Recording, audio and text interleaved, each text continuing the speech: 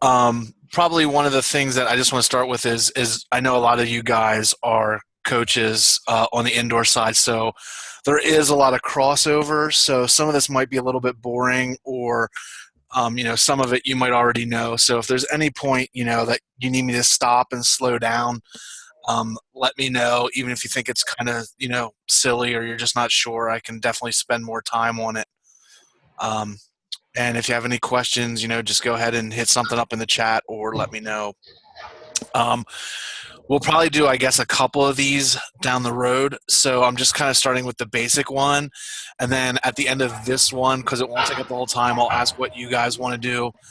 If you guys want to go into something specific like attacking or defense or serving, and then we'll open up and go through that. But I have presentations ready to go for pretty much all the skills and everything that we can know, and one of these we can also just brainstorm over specific issues that you might have. But we're going to start here with what's the main differences between indoor versus beach and some of the things that you might run into as a beach coach.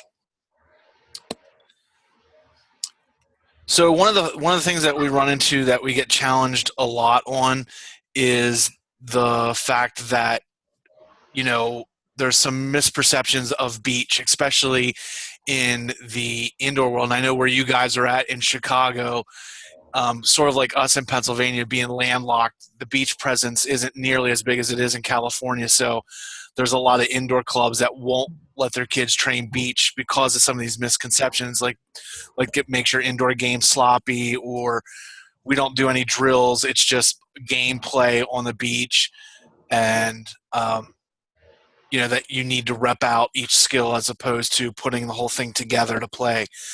And the way I combat that is, well, of course, beach can make your indoor game sloppy is if your beach game is sloppy. It's just like if your indoor game and indoor practice is sloppy, then that's going to make your indoor game sloppy as well. So the key really is just making sure that there's structure and getting rid of that attitude that beach is fun time, good time. I mean, obviously it's still fun and we love what we do, but there is a little bit more structure than what's commonly thought of. So some of the key differences that we run into is the biggest one that doesn't really sink in for a lot of indoor coaches coming to the beach or new beach coaches is the sheer number of contacts that a player will get in a practice. A lot of times we'll break down and block out our practice just like we would on indoor, and we don't realize that we're only dealing with maybe 4 athletes, or we're dealing with 2 athletes on a side at a time. So they're getting a ton more reps in that 10-minute period than they would indoor, where they're kind of standing around or waving into a drill. So we have to keep that in mind, that we have all these touches and reps going. Indoor, we're really highly specialized. Our setters are our setters, our middles are our middles, and they train almost everything that they do in that position. Whereas on the beach, we have to make sure that everyone can do everything. It does you no good if you can't set efficiently on the beach no matter what, because obviously you're going to get singled out, and that's who they're going to go after for that second contact. So we have to make sure everyone has the ability to do everything. The trajectory of the ball is pretty flat in indoor. If you think about passing indoor from your back row to your setter position, that pass is usually pretty flat. Whereas on the beach, we want to go a little bit higher because we have to give our setter, the second contact and our setter more time to get to that ball, to get to a better angle to set for our hitters, which leads to our platforms. Our platform is usually at a 45-degree angle or less indoor to angle it to that 1-2 spot on the court. Whereas at beach, we're a bit above 45 degrees, make it almost a flat tabletop-like passing degree to make the game smaller. And the big one, and I've seen it, with Zio and some of the guys that you were working with, is targets are usually fixed indoor. Our setters always go to that same spot, middle of the net or between the 1-2 and pulling off the net a little bit. Whereas everything on the beach is spatial. If we're passing far to the left side, then our setter's going to have to come to the left side to help them out. We have to get the kids out of the habit of going straight to that setting spot or going straight out for their approach. We have to make sure that they keep everything spatial in relationship to where the hitter and everything is at. Indoor, there's a lower percentage of rallies out of system. A lot. I mean, we all joke about how much. Oops. We all joke about how much life and games are played out of system, but really, when you look at it, indoor is a lot more in system than everything else. So in the beach, we're looking at, how do we do things at a higher percentage out of system. So everything, we're dealing towards the end line a lot more, especially if there's wind or elements. Indoor, we obviously have the multiple variables of offense. We can run those quicks, or we don't know, we can run stacks and crosses and things. When beach, we're pretty limited. We know who's getting the second contact. We know where the ball's going. So we don't have so much trick plays or trickery going on. Strategy on indoor is pretty collective and predetermined. We know that on first ball side out, we want to run this stack, or we want to attack the middle of this team. So we kind of know what we're running. Whereas the beach, everything's kind of spontaneous because it all depends on the pass and where we're serve receiving and what the block is showing us. So we have to adjust on the fly. And indoor, there's not much element effect. So we're not dealing with the sun or the wind unless anyone happened to see Rio and saw with the wind and the rain actually coming in the indoor venue. Kind of actually did affect the play a little bit for the indoor. But obviously on beach, the elements are huge for us. When we're talking about practices and how we run things on the indoor side, it's really coach driven. We set the game plan, we run the drills, we're really involved in the drills. Even though we're trying to get a little bit away from that on the indoor side, but still you guys control most. Whereas on the beach side, we're looking at more athlete driven. We want them to control things. They initiate the play, they initiate the drills a little bit more. Composition of your team, you pick your indoor team, you have your tryouts. Whereas the beach, a lot of times, either, depending on how you're running the club, either they're bringing the pairs or eventually you're picking the pairs and, doing your 1s and 2s and your 3, 4, 5 seedings. But it still really comes down to what players, what players you have. Are they right side, left side? It kind of dictates what you're doing and what you're playing. Game management, and this is huge, is by the coach. Think about indoor, man. We run everything. We do the lineup. We call all the timeouts. We're live coaching from the sidelines. And on the beach, depending on where you're playing, on the junior side and USA side, we're allowed to coach in between on side switches, and we can have timeouts. And I believe USA has switched or is switching to where a coach can now call a timeout. Obviously, there's some confusion with rule sets, and I know Tim's kind of dealing with that in Iowa, this week with some of the things that they're doing. But on most JBT stuff, for any teams 18 and under, a coach can now call a timeout for the team, whereas in the past years it had to be one of the teammates. So I still stress that when we're training these kids, we definitely want to have them know when to pull that trigger, because once they go international, they're going to be a little bit more on their own. And Alex is right. It's one one timeout per set. And we'll talk a little bit about the gameplay and how I manage those timeouts and what I tell my athletes a little bit later. Indoor, it's a lot of group communication, whereas on the beach, we're looking at a lot of one-on-one type training on it. So what do we do when we're training, and really how are we looking at our actual approach? Indoor, there's a lot of part to whole. If you're teaching someone new how to hit indoor, there's a lot of, okay, this is our footwork. This is how we're moving and putting our hands position and our shoulder positions. This is where we're angling. On the beach, we do a lot of it as the hold apart. So we're going to have them just go and actually try this skill and then break down as much as we have to.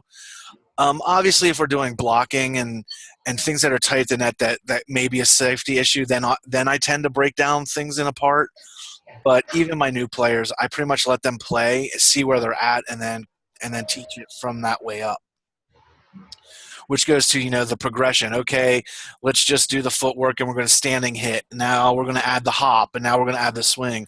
That tends to be the indoor model, whereas the beach, it's still, we're adding the random, we're adding the variable, we're having them hit, even though their footwork may not be correct yet. We're having them take the approaches from the wrong side, from the right side when they're left side hitter, and so on. We're making it random and variable right away.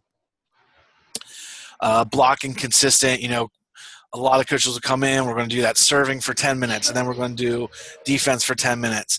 And the beach, we tend to make it a little bit more random and teach it more within the game. And again, I'm not saying that everything we do is game. And I know the big buzzword, anyone that's taken a cap lately or hangs out with Kessel, we talk about game-like, but the misconception with that is we're not always talking about a game. We're just talking about how do we make it more like in-game. So we have ways that we want to do that. So in short, the key differences that we want to keep in mind are really our movement patterns. So how we move is a little bit different. Obviously we keep that platform up. We don't bolt right away to a set position off the net for setting. We keep relationship with the passing. Our perceptual skills, we always have to be kind of looking and seeing what's going on to figure out where to make the call for our partner, how we need to adjust with what's going on with the wind and the air. We have a lot more non-ball skill involved. If you think about it, if you're the libero or you're a D-spec, you pass your ball and then you either go out to your line or you go and cover and you just kind of hang out. In beach, there's a lot more action that the non-ball playing person has. They're going up or they're adjusting or they're getting ready to get to their point of hesitation to hit or set, or they're looking through the net. So there's a lot more skill involved when they don't have the ball in their hands than what we're used to on the indoor side. And then you'll hear TGA a lot, timing, judgment, anticipation. That's a pretty big deal because of the elements, the depth of the sand, how we want to run in the sand. I'm going to talk with the national coaches a little bit because how you're training in the sand at one of your parks is going to be completely different than how you're going to have to move and run once we're in Florida, because the sand's a little bit more coarse and a little bit deeper. So you kind of want to make your foot more like duck like, where you're going toes out and having them run that way, because it gives you a little bit more leverage. So it's little things like that change. When we're looking at the setting skills, so the rules are getting a little bit tighter. One of the big rips on beach is that we deep dish. And I will argue with anyone, as a beach player that became an indoor player, if it's illegal in indoor, it's usually illegal outdoor. It's just whether or not it's going to get called. I tell my players, especially if I have players that have slow hands and naturally go deep, I'm willing to give up that point or two. I just tell them, do what you do until it gets called. I don't care what anyone thinks, whether or not it was deep or not, unless it's the ref calling it. Then I care. So don't be afraid to just go ahead, set your game, and like my AVP people, we know that Sue is going to call, deep dishes a little bit more than Keith is. You start to understand who the referees are. I know with juniors it's tough because we have the kids reffing and working a lot of times, so you just kind of got to feel it out. But keep that motion with what you're comfortable, but you're still going to have to get that motion slower and more deliberate because of the elements and what's going on. It is going to be slower, and you're reading it a little bit more. Indoor, we're flicking that set out because we know that we're setting the bick or we're setting the quick out to the pin, whereas we're reading and adjusting. And Alex is right. A lot of times you have the kids working and they're not calling anything. So, man, go with it. Your kid's level. If they're going to not call deep and deep setting is going to be an advantage, then do it. You just kind of have to fill it out. I will tell you, I love when my kids are the first work crew because I feel that's who's going to set the tone for the whole pool. So, just tell your kids, hey, if you're the first work crew, call it as tight as you want to be called for the whole day, because usually the rest of the pool will kind of just go off of your back. Jeff, I've heard that your region allows teams to declare no hand setting for a match. As a coach, or if it's a sanctioned event, I would definitely argue that, because that's a skill. just because, another club or kids can't set. I think I would protest it and really argue that they just need to find a better work team. If they're not comfortable calling handsets, and they shouldn't be working the match. I mean, that's part of the training. We would never do that indoor. So why should we accept that outdoor? The setting motion is slower and more deliberate. The setting is always in motion. So that's another key. If we're looking at indoor, a lot of times the setter bolts to the net and then they're waiting. So they're always stagnant when they're setting the ball. On the beach, our setter's almost always moving. So it's really key to work on that footwork, getting that, front foot forward. If you're coming in from the power or the left side, you want to get that left foot forward because that's going to stop you from going forward into the net. And if you're playing right side or weak side, you put your right foot forward to stop you from going in the net. And that's huge because a lot of times you're always catching that movement. And a non-setter is sometimes the worst setter, but he's going to get a lot of the settings. So you have to make sure that you work setting for both players. Even if they just bump set. Carrie went a really long time with not hand setting at all. And a lot of times she'll just bump set for a whole tournament. And that's fine. Your kids don't need to hand set, but they definitely need to be a proficient bump setter. And you can adjust your hitters and what you need to depending on how they do their bump setting. When we're hand setting, we're really flexing our elbows. Like if you look at the picture on the right, you'll see how far her elbows are out. It's really exaggerated. One of the keys that I like to use for this is milk jug. So I'll remind my kids, hey, milk jug, milk jug, milk jug. And I want them to think of picking that milk jug out of the refrigerator off the ground and just chugging straight from the milk jug. That's the hand positioning that I want them to go to. And then the platform stops at 90 degrees because you're setting a lot of up and down. So you're going to have to use your legs and your hips and your shoulders to set a lot. The big one that I noticed on the videos that I saw of a couple of our teams from this past weekend was we're not always facing the target. A lot of times our setters are intercepting the ball and then they're facing completely towards the sidelines or back where the set comes. We have to make sure that they're turning their shoulders and getting in line with where they want to lead the hitter and get the set to. It takes a little bit for them to get used to that because we're used to setting parallel indoor because we're so tight to the net. It's just naturally where we're at. A couple of the reasons why we turn and do that is obviously we want to lead our hitter. It gives them better vision of the court and the shot, but it also gives the setter the chance to look at the court to give the hitter the call, whether they're calling the line or the tip or the roll shot or what they want to do.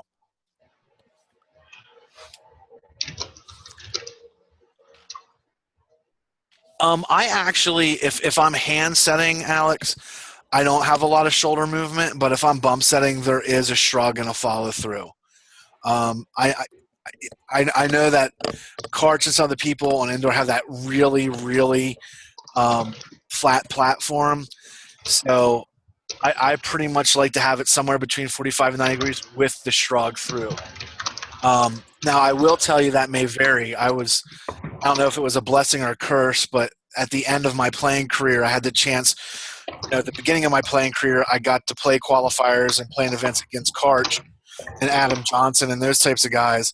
And then at the end of my career was when Nick and Phil were just coming up on the East Coast, so I got completely stomped by them at the end of my career. But how I would serve receive someone like Karch versus Phil is completely different because of the power and the angle. So with Phil, I would do that 90-degree lock and not use any shoulder and just kind of dictate with my feet and raising my knee, or dictate with my knees and rising my knees and my hips up to pass it. Whereas a Karch serve or someone like that, I'm going to do more of a shoulder shrug.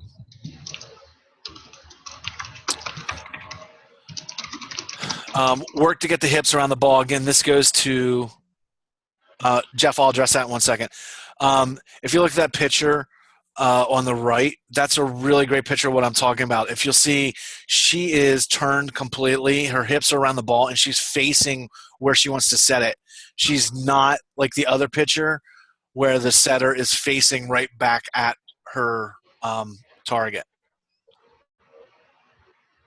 Yeah, Jeff, I agree with that. I typically don't ever bring my hands above the shoulders when I'm bump setting.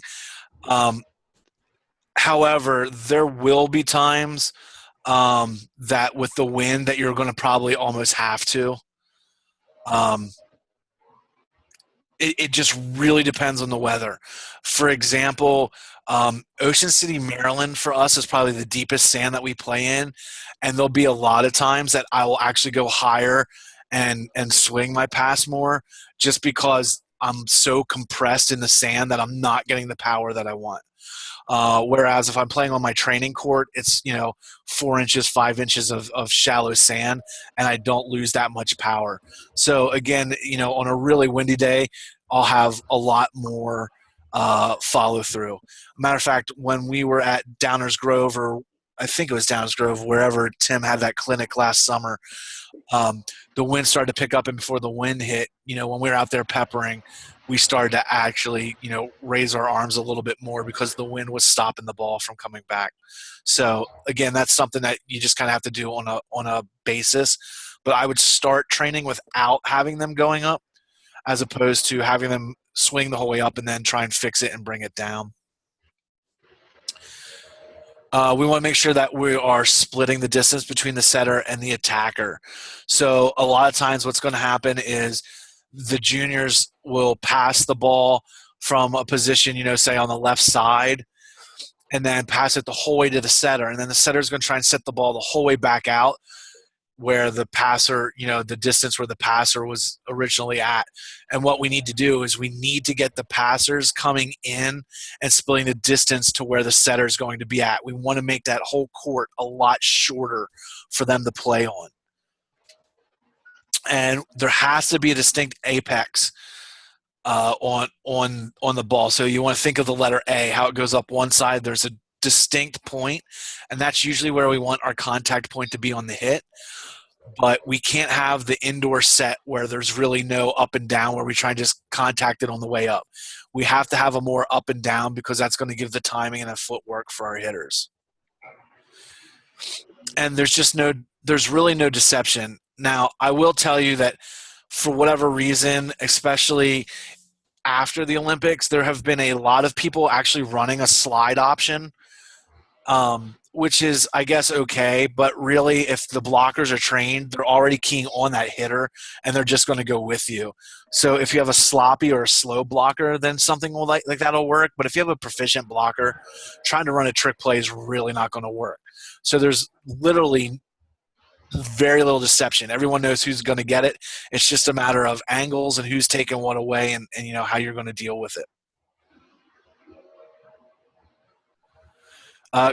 Go ahead if you want to try and use the video. Dan, can you hear me? Yep. It says host has stopped video. Is there any way you can change that? I don't know. I think maybe I can. Okay, I guess I can just verbalize it. When you say, can you go back to the previous slide? Sure. This one? Correct. So when you say split the distance between setter and attacker, are you referring to, if you're imagining the two people prepared to receive the serve, the pass is essentially going in between the two? So the setter, the pass isn't going all from the left all the way to the right to make the set all the way back. It's middle of the court, essentially. Correct. So in the perfect world, let's take this example, and we're playing perfect 50-50 split on the court, and the ball doesn't deviate. It goes straight to one of our passers. Right. Traditionally in indoor, or even what kids want to do naturally on the beach is they want to pass it to where where their partner is already at, because they think it's easier for them. And what we want to do is what's going to happen is the moment that and we'll get into this in the passing part, but the moment that ball, we know who's passing it, the setter is going to make a movement up and towards the passer to split that difference to what we call a point of hesitation. and then that's where they're going to read where the pass is going. Hopefully it's a great up and down Okay. pass, and then we'll continue on and set the ball. But this way, if it's a shanked pass, we can still read it and hopefully track it down. So the point of hesitation you're referring to is essentially they're getting to that point, and then at that point they read and adjust to however Correct. the pass is. Okay. Correct. Got it. Great. Thank you. Yep. Okay. So when we're talking about the technique of attacking, we have to think about what's the preparation, what do we have to go through. And really the biggest one is I have to know what's going on with the elements and the weather around me. How am I feeling? Is the wind blowing? Is there rain? Is there sun? What's going on? And also, what's really been working. I'm not going to have that coach in my ear saying, hey, we have to go line, go line, go line. I need to know what's going on. Has my line shot worked? Is my setter making the right calls? Are they helping me out? So the footwork is just basically the same as what we're talking about. The point of hesitation when we go from passer to setter. We also have a point of hesitation when we talk about going from the setter to the hitter. So the moment that I know the setter has the ball and where it's going, I'm going to step out a little bit. If I, depending on how I close the gap from passer to setter to a point, and then I'm going to read the set, and then I'm going to go from the set. Whereas, indoor, I usually know where I'm going. If I'm running a hut, I'm going out to the pin, I know what tempo. Or if I'm running that quick 2 in the middle, I know I'm going straight to the middle and what tempo. Here I have to get to a point where I can stop, read what the set's going, and then start my approach. So I'm going to regulate, the length and the timing of my approach at that point of hesitation. Again, my point of hesitation, I'm still going to what I think is going to be the best option. So in that same scenario that we had before, I pass the ball, the setter goes to their point of hesitation, reads my good pass. They're going to bring the ball up and closer, making it a smaller court for me.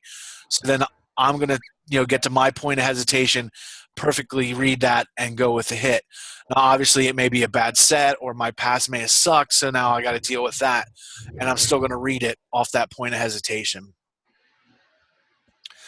We have to make sure that we don't broad jump.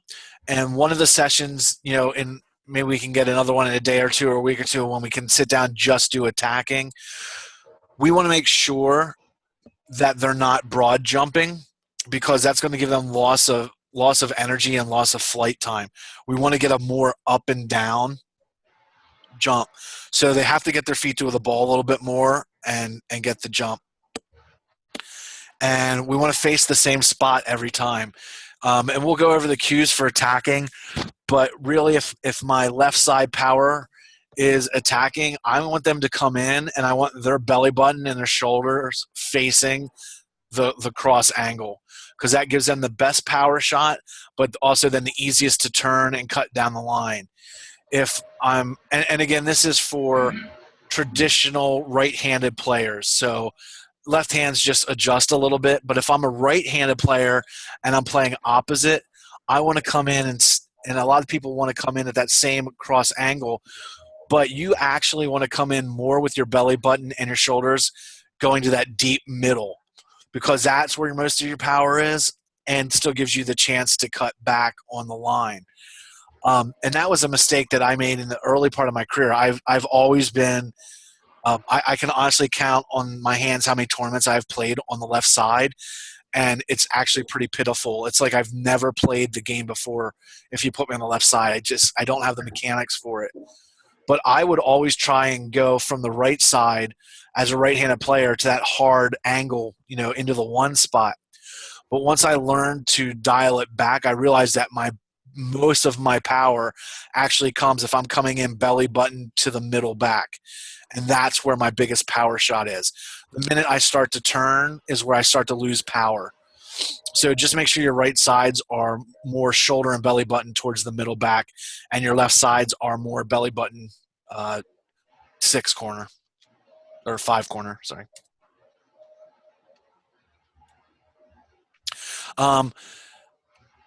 Pose. Yeah, and I'm going to give you guys I'll email when we're done copies of this PDFs. Pose again are just points of hesitation. So that's where you're getting to. That's where you're splitting the distance, or on the, as the hitter, you start your, I wouldn't say you start your approach, you get to your point of hesitation and then you read where the set's going and then you start your approach. So again, it's getting you closer to the ball, ready to play the ball, but not actually starting your approach at that point.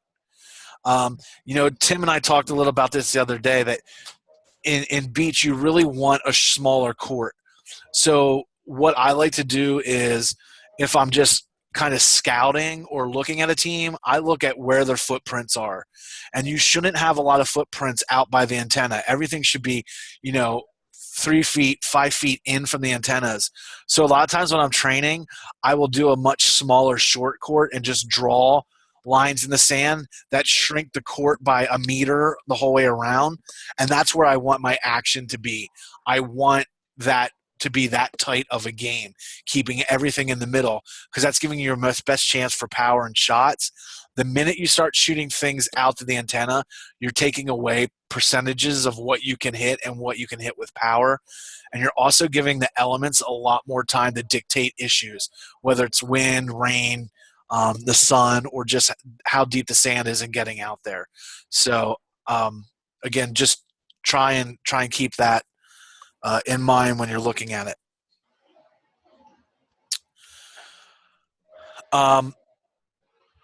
The 3 phases that we must coordinate, we have to look at our footwork, our elements. We have to look at the tempo and the location of the setting. So all that kind of has to go in when we're looking at the hitting. Error in timing and elements is really a break in the chain. And what we're talking about there is, a lot of times indoor players look silly in the sun because they're not used, or in the sand because they're not used to the timing. How much speed the sand takes away getting to the ball, how much the depth of the sand affects jumping on the ball. So we have to make sure that we're taking all that into effect and the players are thinking about that when they're getting ready to hit. And we just have to make sure that we're reaching high with, full extension when we're hitting. And obviously we have to do roll shots or pokies. There's no finger action, tipping or pushing when we're talking about, taking the ball over. So that is what we have on the differences. Any questions on that?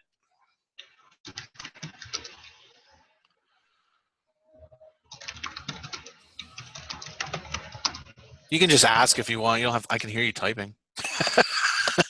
Oh, can you hear me? Yeah, absolutely. Oh, duh. Sorry. No problem. Yeah, I've always struggled with how much you teach the kids hitting versus shots, especially at the 14s and 16s levels. What's your philosophy on that? I live and die by the philosophy of hit for show, roll for dough.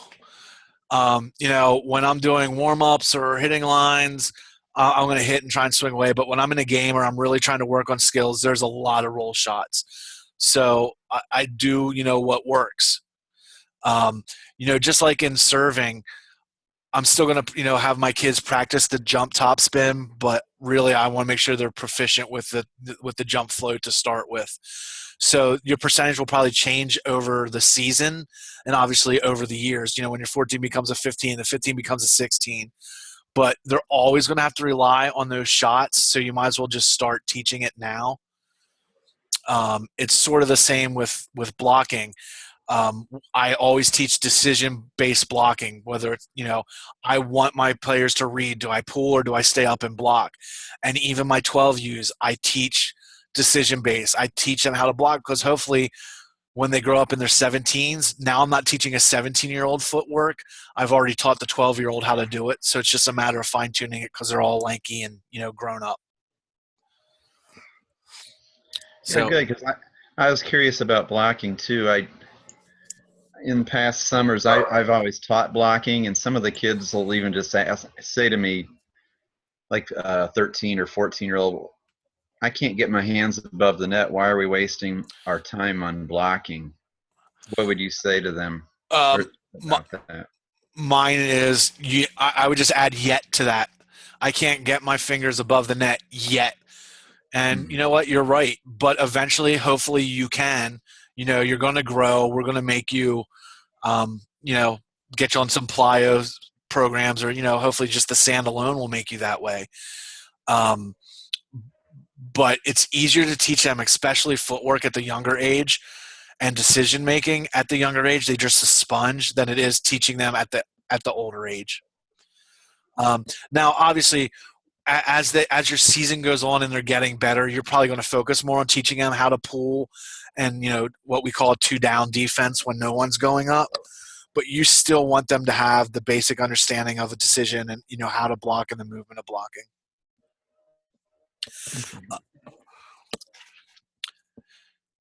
Do you guys want? We got some time. Is there something specific that you want to go through, whether it's blocking and pulling or? Yeah, Dan, I think the biggest question that I have, I think as indoor coaches, we have a general understanding of shot making. And I love what you said, that little phrase that hit for show, roll for dough. That makes, I think everyone in this group, that makes a lot of sense for. I was just with some 14-year-olds, some pretty athletic 14-year-olds, but they would try to hit the ball like they were to indoor and just constant errors. And I was explaining that concept to them. So I think, and I hope that most of us understand that. Personally, I have the most questions about defense and how blocking relates to that. Is that something that we have time to touch now? Or is that something you'd want to do another session on? What are your thoughts there? We can go through it. The one I have is specific to block and pull, and that actually will fit in the time that we have. That would be great. And then maybe we can do one that will take up most of the time of actually just going through defense and decision making, whether it's 2 down or what you want to do. But sure, I have one that's pretty specific to block, pull, and. Okay, let's cover that. And these little 1-hour chunks, I think, are pretty doable. Like you said, if we add a couple more in, and especially beginning Monday, we'll have a much better idea. People will probably have much more real-life questions as they, interact. Because the majority of the people in this group haven't done any sand training quite yet, since we're officially starting June 12th. But I would just personally love to hear that thing you just talked about. Sure. Let me figure out how to get back to sharing. If you're seeing the same screen I am, there's a green thing right in the middle. Yeah, that's the what you see, so you don't see me hiding all my porn and everything in the background. There you go. Good. Okay. So this should be block pull. So you guys see it now? Yep. Okay. Yep. So what we're going to talk about is a little bit is, in beach, there's some things that we know that we always have. So the blocker is always going to be solo, unless something weird happens. It has happened. It happened twice, believe it or not. If you watched all the midnight matches, there were twice in Rio that there was actually a double block on the beach, and both times it actually worked. And I remember sitting there thinking to myself, my God, everyone's going to see this, and now they're going to want a double block on the beach because it actually worked twice. And the blocker must decide whether they're going to block or pull, and the block counts as a hit. I don't know how much problem you guys are running into with that on the beach. And again, that's one of those rules that sometimes regionally gets changed, that it's not always counted as a hit. But I would just train them that it counts as a hit, and you're going to have to go over technically on 2. So the technique when we're talking about preparation is we need to consider the distance of the set, the hitter's ability, and the blocker's ability. Give the partner a call and give yourself spacing. So what I do is, I know you guys are going to get sick of hearing about these point of hesitations and point of preparations. If you would take your feet and draw a line down the middle of the court from the end line to the net to split the court in half widthwise.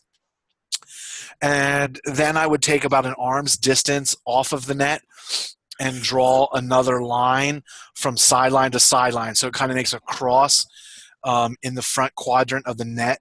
That's where I have my blockers start. So they're blocking off the net, but they're in the middle of the net because they're going to read where the serve is going, and then they're going to adjust. And they're going to move with the hitter, and they're going to focus on penetrating as one action, not an up and over. In indoor, we talk a lot about we load, and then we jump, and then we penetrate and push over. On the beach, because of the elements and since we already kind of know what's going on, it's really one motion. We jump and penetrate at the same time, and jump with the hitter because you're definitely later than you think. You think that you're getting out there, but once you get in the sand with the energy loss, you're actually going to be pretty late and miss. And that's another thing that a lot of the indoor players have a problem with. They're so used to waiting and then jumping and going up with the ball that they don't realize that in the sand they need that time. So just get out there and go. So when I'm talking my keywords, when I'm training, you'll hear me say, wait and penetrate a lot, thrust and fan. And what I'm saying with thrust and fan is that's when I'm going up and penetrating and reaching over where I need to go all in one motion. And I want you to jump early. So one of the drills, and this is called the Holly drill after Holly McPeak that we kind of do, is we just have a setter and attacker, and you can decide how you want to do this. You can start by saying, okay, we're going to pool every time. So obviously the kids will start to cheat a little bit if they know that it's pooling. So a lot of times I'll just make it the hitter's choice. So they're either going to hit or they're going to do that roll shot deep down that line. So the blocker has to decide whether they're going to block or they're going to pool. Now, you can make this more game-like by having your blocker start in the middle of the net and then going out to the hitter. Or, you can just go ahead and start them in this position with the blocker already at the net. So the blocker has already read where the pass is going and the set's going and has gone out to the net, and they're waiting to decide whether they're block or pooling. And then you just have them, they're either going to block or they're going to pool. When you start doing this drill, it'll probably be a dead ball every time. But once they get used to it, you can add it as a live play. So once it's initiated, the block and pooler side will then become the attacker side, and the original attacker side will become the block and pooler, and you can just continue that until it's a dead ball and keep it going. It's probably one of the most used, next to triangle setting, it's probably one of the most used drills that we see. So if we look at these two pictures of poor technique, if you'll notice, see how they kind of run under the ball and they're not penetrating at all. They're getting great height, but this is going to be one of those traps where it's going to hit their hands and the ball is going to end up rolling down their chest. So we want to make sure that our players are getting not only tight, but they're also pushing over.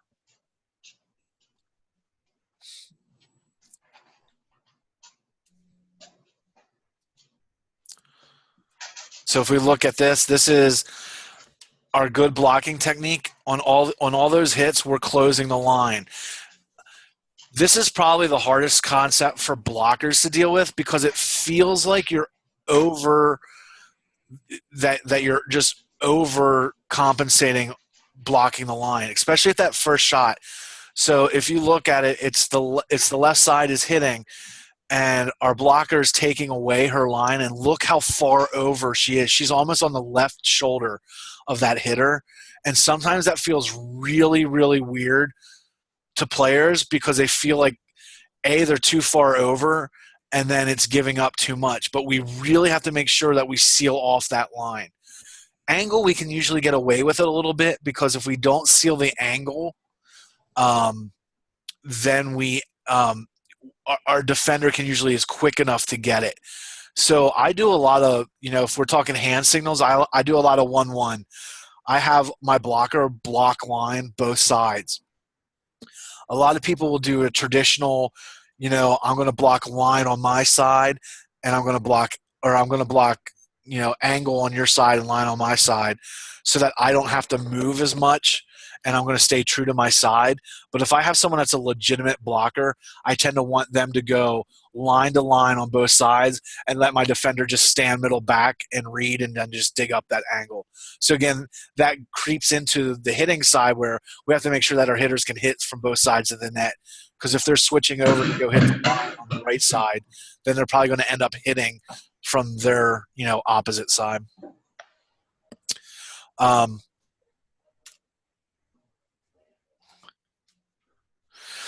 So what we're looking at here is, on the right side is our better reaching, because they're reaching in their zone. His hands and his arms aren't outside of his shoulder blades.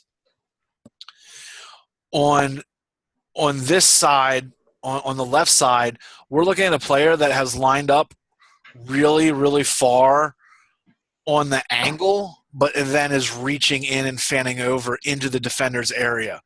So if we're looking at this, number 209 is standing right where the ball should hit, but our blocker's reaching into his area.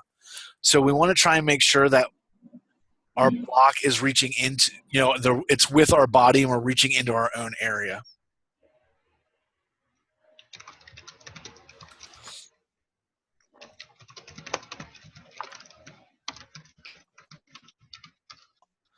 What do I teach for blocking footwork? I teach them to really just get out there. I still do an open step or open cross close if it's really far. One of my major philosophies that I've changed is, unless it's dangerous or inefficient, I just want you to get there. So I just want to make sure that you're then closing those last two steps and getting up. So I'm not so militant on this is the way it needs to be. Same with my approaches. A lot of times we want to do a 4-step right, left, right, left. Honestly, I just want them to get there and get that step close.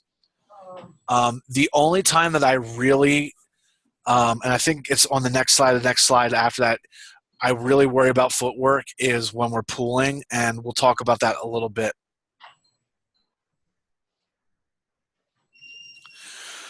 So the technique for pooling is preparation. We need to give give ourselves spacing.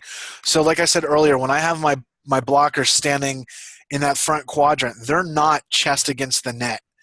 And you'll see that a lot, especially at juniors, where the blocker is standing tight at the net. I want them to actually stand, that arm length away, and I actually have them turn a little bit, getting ready to pool. So they're in a feet neutral position, and depending on where the pass and the set go, they can either do what I call closing the gate, which means they're going to swing their hips and then face in front the net and get in position to block, or they already have their foot back ready to pool and take their footwork. They need to decide pooling based on the set, not the pass, because a lot of times you'll have a bad pass and they'll pool early, and then they end up getting a really good set that you probably should have been up blocking. So you don't want to make your decision on pooling until you've read the set, not the pass. If you want your players to really watch someone with their pooling, I really like how April pools, and I like how she reads when she pools. So I would probably have them watch April. Not Phil. Don't watch Phil, because it's just such a unique, when you have a 7-footer almost, dropping and pulling, it's just, they don't have to have technique because they're just big. So I would have them watch video of April, how she would drop and pull. Consider the distance of the set, the hitter's ability, and the blocker's ability. If you're going up against a massive hitter and you're subpar, or you're just an average blocker, is it worth you even going up blocking, or should you just pull? Does that give you a better chance? A lot of times we just think about the hitter's ability, but a lot of times it's the ability of the set, what the blocker's bringing against that particular hitter. Sometimes hitters' abilities are off. They're having a bad day, so maybe I'll pull more than I normally would against someone because their hitting's down, or they're tired, or it's late in the pool. Just kind of watch and see what's going on, but that's one of the things I consider. So when we're talking about the footwork, and I said this is the one part where I really am militant about my footwork, I want my player to open into the court and then cross, hop, hop.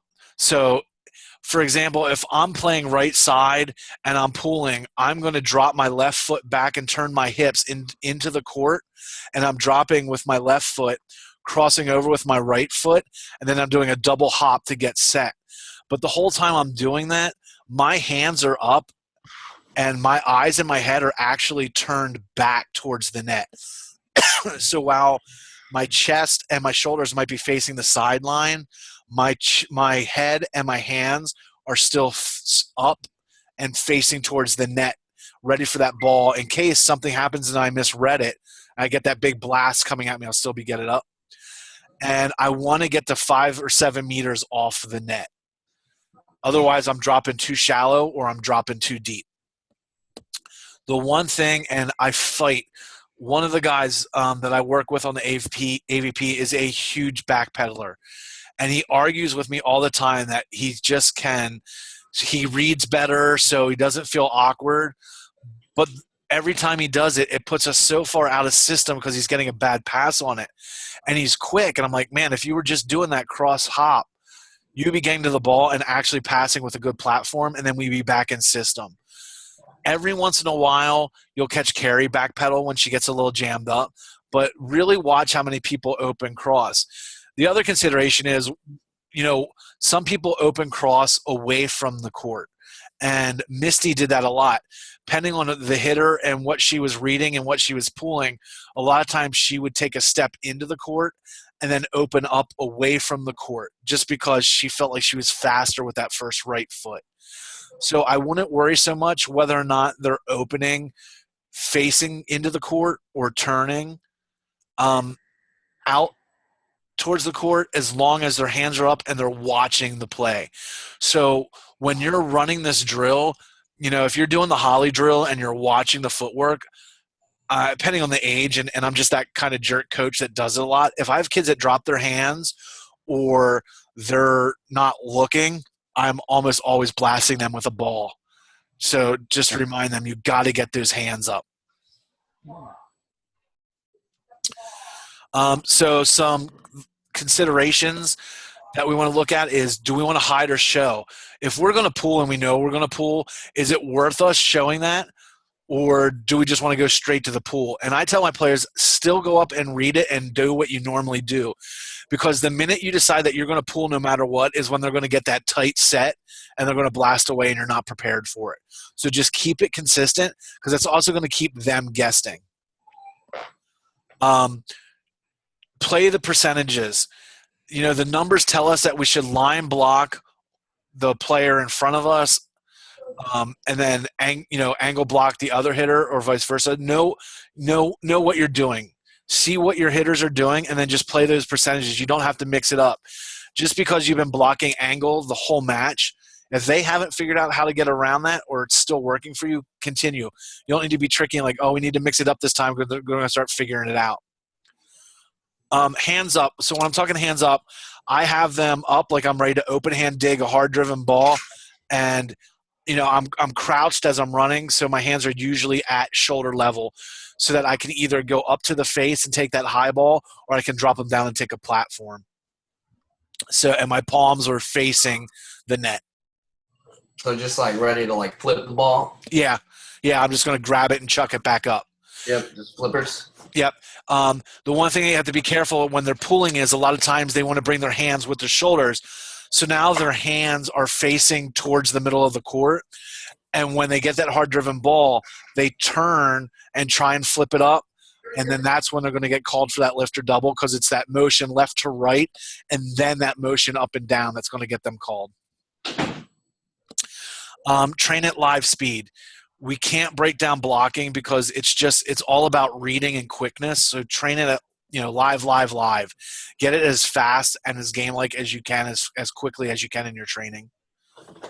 And then, train perceptual skills with your physical skills. So, we're working on our footwork and how we're pulling, and we're all doing this. but make sure they're getting those reads in. Make sure that sometimes you're throwing that bad set on purpose or that bad pass on purpose, so they need to read and say, oh, I don't need to block, I need to pull right now. Don't let them get in the groove of, okay, it's a perfect pass, perfect set, so I'm going to pull every time. So that's pretty much where we're at on the block and pull. Any questions on any of that?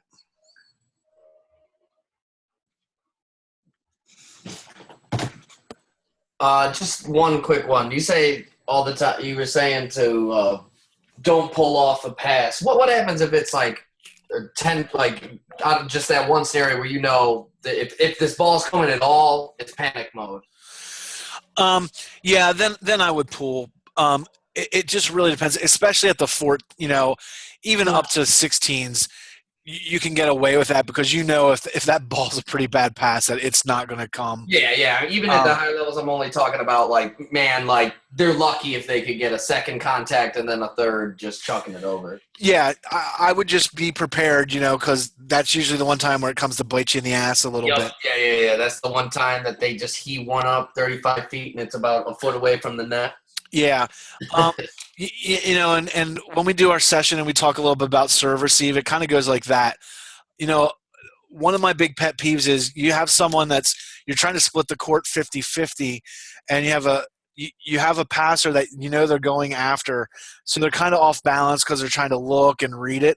I would rather have you take the spot where you need to go and know what you're giving up and just be ready to play that. So if I have them dropping and pulling, just know what they're giving up and be ready to quick hustle back to the net because that dribbler's coming. Yeah. Thank you. Yep, no problem.